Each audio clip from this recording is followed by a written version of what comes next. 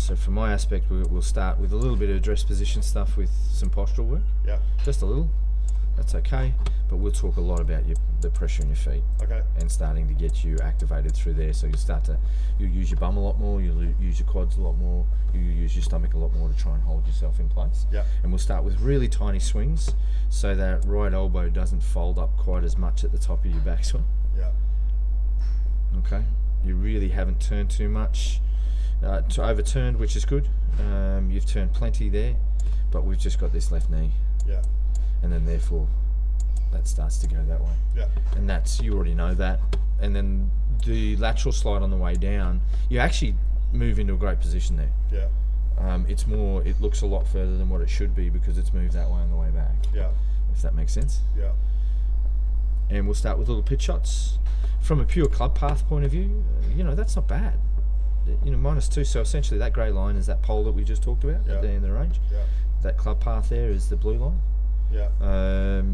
Plus or minus 2 degrees is what I'm working on with my elite level tour players. Okay. So I'm not really that worried about that. Yeah. It's fairly consistent in what it does. The club face isn't, and that's something that's The club face isn't. The club face isn't because of that right elbow and how much it folds up. Yeah. So that's the one we'll be working on a lot of. Yeah, that's really open there. I mean, that's a very open club face. No question, yeah. So therefore you get this thing that starts right and keeps on curling right. Yeah. And then the one after it is still 4 degrees open, so it didn't move quite as far. Yeah. But there's your weak shots. And with 80 miles an hour, your ball speed isn't quite equating. So it's only going 120 in the air. Yeah. By the time we're finished, we'll start to square the club face up and match the club face up with the path. Yeah. And we'll get more bat on ball, for want of a better term. Yeah. Okay. Yeah. And that only comes from your feet and how grounded you are. Yeah.